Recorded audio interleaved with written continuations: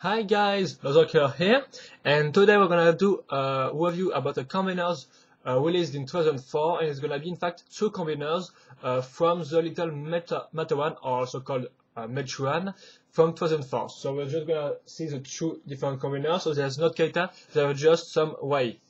So the first one is called the Kavenica, I think it's called like that, and it's made from the white, blue, and black Matterhorn. So here it is. Of course, you can build him if you have the instruction of the 3 Matterhorn, and you can also build him, of course, if you go on their sectors on the Kavenica page in the external links section. Excuse me. So how it works, in fact, it's pretty simple, because first we're gonna do all the rear part with just two Matterhorn body right there. In between them, we're gonna add these two disk launchers. Then we're gonna add, in fact, the front part, which is made with, as you can clearly see, some feet like that, some feet and some legs. Also, just a connector. So the connectors, we're gonna link the two feet, as you can clearly see. Also, the feet is blocked by these two parts right here, so it prevents them from falling off or from moving. And on this connector, we're also gonna add this part, of course, this big part. And then we have the head, which is also made with a Matterhorn body. In fact, I have to say that the Matterhorn are really limited in terms of parts. So of course, we're gonna see like three body, because you know they just got one part of the body, and then it's all about arms and stuff like that. So anyway, here's the head. It's blocked also by some interesting connector design right here. As you can clearly see, these connectors block this one, so it prevents the head from moving in every direction. We have some little eggs made with this part, which are, of course, one side is a pin, the other side is a axle. Yes, an axle. Maybe some teeth or some horn made with this little part right here. Hope you can see, like that. And in fact, that's quite all. So this one is a wolf-like way, if you want to know. Of course, it's a canon in the storyline, so it's up here the storyline. And you can move them. On the instruction, it tells you to put the legs like that, but I think it was quite awkward, so I put this like that. And also on the poster, it show you to put the parts like that, but again, I decided to put the neck parts like this. But you can do, of course, what you want. I don't know, is there really an official way to pose this arm, because they are put in a different way in the instruction and also on the poster. So anyway, so on the articulation section, of course, you got two ball joints, but it's kind of limited, of course, but still two ball joints per legs. Also, the neck part, of course, is really well articulated, because you got also two ball joints, so you can make him eat food on the ground, for example, and stuff like that.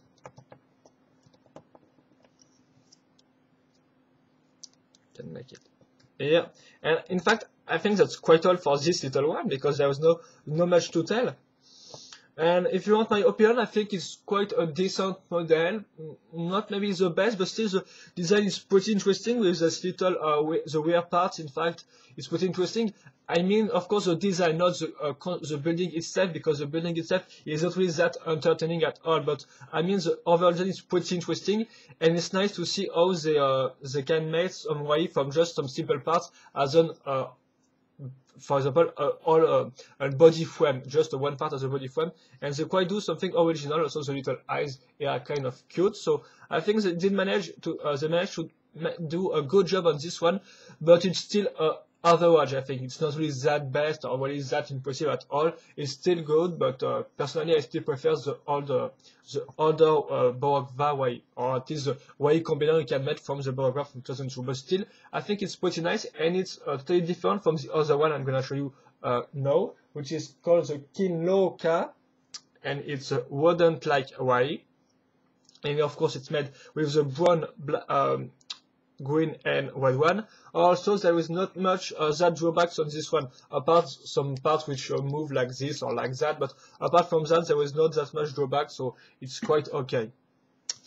And so you got this one, which is different because it's a 4-legged creature. So again, in fact, we're gonna use this body frame as part of the body of the YE. So in fact, it's quite like a normal Matterhorn, but as you can see, we're gonna add fifth connector right here, which will be helpful because thanks to these connectors, it's gonna allow to block these two other connectors. So it makes that they will not move in every direction. So it's really solid, solid build if you ask me.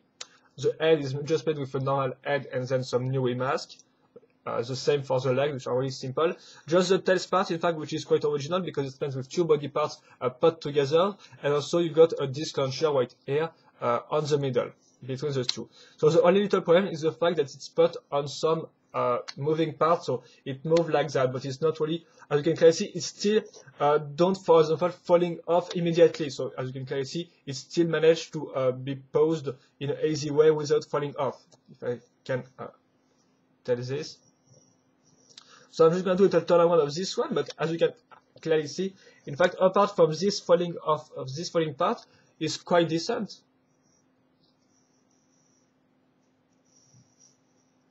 And the overall color scheme, I think it works pretty well on this one. Pretty dark with the red and green and brown, and it's look pretty cool. And I think that's also, of course, again, the construction itself is not really interesting. We're gonna also use the same technique building because we're gonna add, for example, we're gonna put two body parts together. So it's like, in fact, the Cavinica with its tail parts.